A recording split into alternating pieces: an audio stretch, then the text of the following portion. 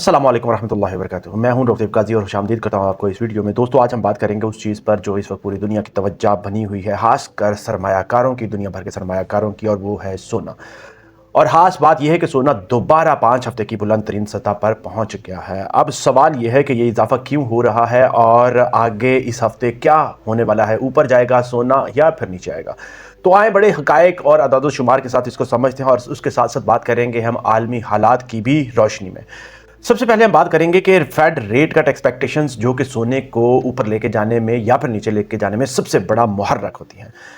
सबसे अहम वजह यह है कि अमेरिका में बढ़ती हुई तवक्कुआत के इस महीने दिसंबर में फेड जो है फेडरल रिजर्व 0.25% के हिसाब से रेट कट करेगा।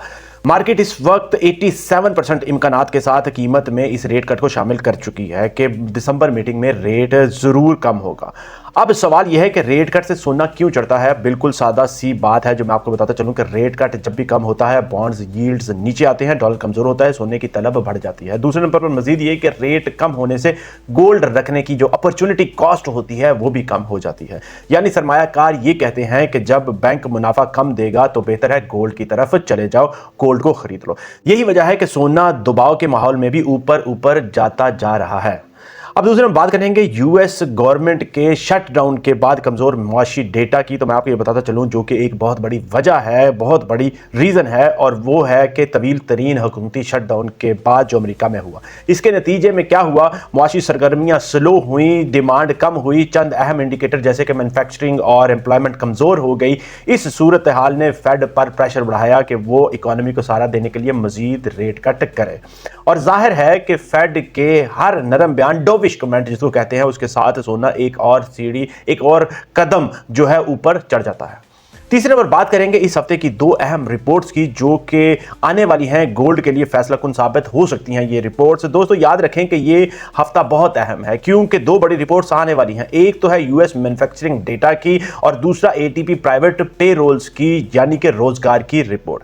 मैं आपको ये बताता चलूं और समझाता चलूं कि अगर ये रिपोर्ट्स कमजोर आई तो याद रखें कि फेड पर मजीद दबाव बढ़ेगा, रेट कट की उम्मीद मजीद मजबूत हो जाएगी जो कि पहले ही 87% पर है। गोल्ड में एक और रैली पॉसिबल है, याद रखें कि। लेकिन मैं आपको ये बताता चलूं कि अगर रिपोर्ट्स मजबूत आई तो गोल्ड में थोड़ा सा करेक्शन आ सकता है और ये 4200 से 4180 तक पुल बैक हो सकता है। तो अभी मार्केट मुकम्मल तौर पर डेटा ड्रिवन जोन में है, मैं आपको ये बताता चलूं। चौथे नंबर पर बात करेंगे सेंट्रल बैंक्स की गोल्ड बाइंग की जो कि इसको लॉन्ग टर्म में स्काई रॉकेट पर लेके जा रही हैं प्राइस को। सिर्फ मैं आपको ये बताता चलूं कि शॉर्ट टर्म फैक्टर्स नहीं बल्कि हमें जो लॉन्ग टर्म फैक्टर्स को भी समझना पड़ेगा। ग्लोबल दुनिया भर के सेंट्रल बैंक्स भी इस वक्त रिकॉर्ड सतह पर सोना खरीद रहे हैं। चीन, भारत, तुर्की, सऊदी अरब, यूरोपीय यूनियन के कई ममालिक ये सब अपनी करेंसियां उसके साथ रिजर्व और आलमी रिस्क के खिलाफ हिफाजत के लिए गोल्ड में जमा कर रहे हैं। सिर्फ और सिर्फ बात करें Q3 की 2025 की तो मैं आपको बताता चलूं कि 634 टन गोल्ड जो है वो खरीद लिया गया है इसी तीसरे क्वार्टर में।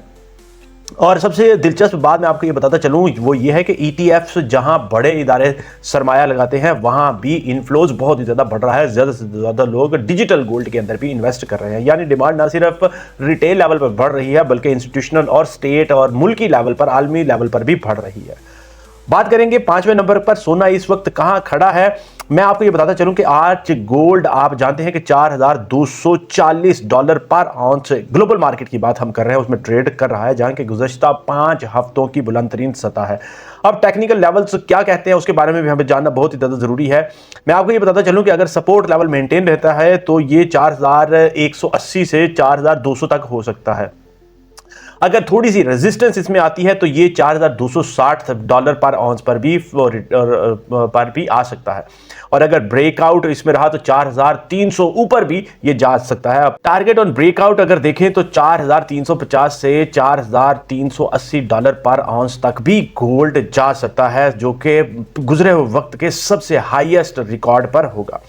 छठे नंबर बात ये करेंगे कि इस हफ्ते सोना कहां जा रहा है, दिसंबर 2025 के पहले हफ्ते में सोना कहां जा रहा है। तो अब देखिए मैं आपको ये बताता चलूं कि डायरेक्शन इस हफ्ते दो चीजों पर आकर रुक जाती है। एक तो आप जानते हैं कि फेडरल का रेट कट एक्सपेक्टेशन जो कि ऑलरेडी 87% पर है, उसके साथ साथ यूएस का इकोनॉमिक डेटा। अगर तो डेटा वीक आया तो याद रखें कि गोल्ड दोबारा 4300 को टच करेगा और शायद 4300 नहीं 4350 से 4380 तक भी जा सकता है, ये रॉकेट कर सकता है। अगर डेटा स्ट्रांग आया तो याद रखें कि गोल्ड थोड़ा सा नीचे आ सकता है, मगर ट्रेंड में अभी भी बुलिश ही रहेगा। मतलब आप समझना ये है कि उसका लॉन्ग टर्म जो है वो ऊपर की तरफ ही ट्रेंड रहेगा। कम से कम गोल्ड जो है $4190 से $4210 पुल बैक पॉसिबल है। लॉन्ग टर्म पिक्चर की बात करें तो याद रखें कि ये सिमत सिर्फ और सिर्फ एक ही है और वो है ऊपर और मुसलसल ऊपर।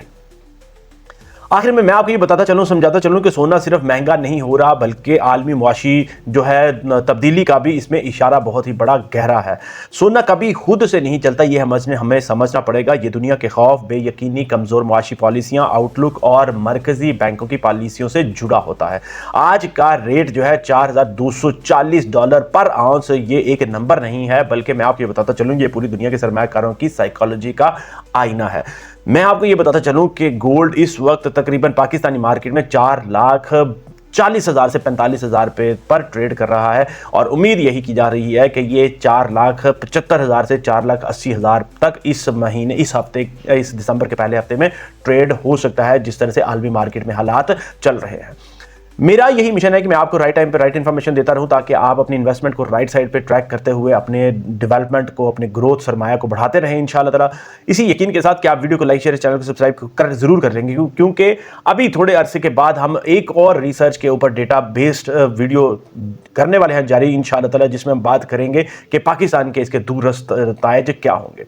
इसी यकीन के साथ कि आप वीडियो को लाइक, शेयर, चैनल को सब्सक्राइब जरूर कर लेंगे ताकि आपको हर वीडियो के बारे में, हर गाइडेंस के बारे में पता चलता रहे। इजाज़त चाहूँगा। अस्सलाम वालेकुम व रहमतुल्लाहि व बरकातहू।